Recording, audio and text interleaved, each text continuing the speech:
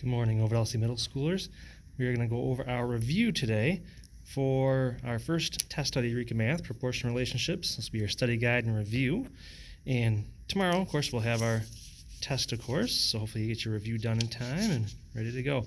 Now, you don't have to watch the video until after you work on the practice, okay? So go ahead and practice the study guide and review first, and if you have any questions, the video is what you want to watch.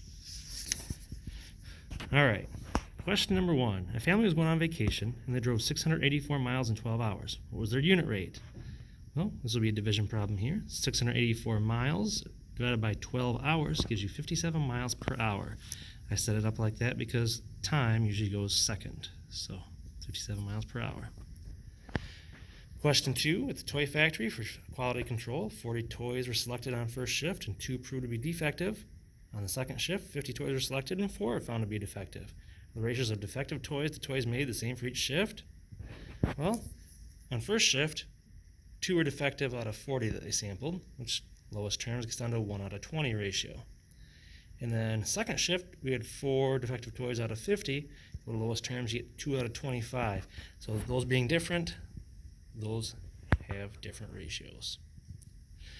Question 3, you make $12 an hour raking leaves in your neighborhood. How much money do you make if you rake leaves for 7 hours? You make $84. And of course, you could make a table if you want to help you kind of map that out, but this is kind of a quick way to show you guys your answers on that.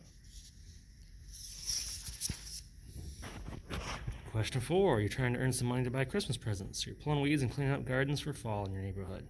You charge $6 an hour. How many hours will you have to work in order to make $88? You want to show you're working a table before choosing an answer. Now, you don't get paid for working partial hours, only full hours.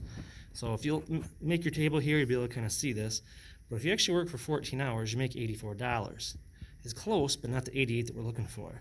So you actually have to work that 15th hour. 6 times 15 gives you 90. And you get a couple bucks extra, but that's okay. But you'll need 15 hours worth of work to earn your 88 bucks. Question 5, determine if y is proportional to x based off the information in the table. Well, we're going to see if y is proportional to x. So I'm going to take my y values, divide them by my x values. So 5 divided by 2 is 2.5. 15 divided by 6 is 2.5. 40 divided by 10 is 4. So because these are all not the same unit rate or consistent ratio, I would say no, y is not proportional to x. Question 6. You and 3 friends go to the tractor show. The cost of admission is $8.50 per person. Shown is a table demonstrating the relationship between the number of people going and the total cost of admission. Determine the cost for all 4 people to attend. Well, I started the table with 1 person, it's going to be $8.50. So if you double $8.50 or triple $8.50, you'll get those blanks, but the one we're really looking for is if you had 4 people going. Well, $8.50 times 4 gives you $34. So that's what we'd pick. Question 7. Phil has a lawn mowing business in town. He mows similar sized lawns a few days per week. Based off the information in the tables, is the money he makes proportional to the number of lawns he mowed?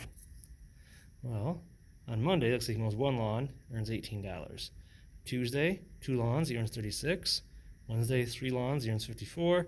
And Thursday, 4 lawns, he earns $72. If I took my y values divided by my x values, I can keep finding out how much per lawn he's getting. And as you can see, it all ends up being 18, so they're all $18 per lawn. So yes, he charges the same amount per lawn there. All right. Question number 8. Bill and Ted read 3 books each last month. The table shows the number of pages in each book and the length of time it took to read the entire book. Which of the tables, if any, shows a proportional relationship between the pages read and the time taken? All right. So we have Bill first. We have book 1, book 2, book 3. An 84-page book took him 3 hours. 180-page book took him 6 hours. 160-page book took him 5 hours.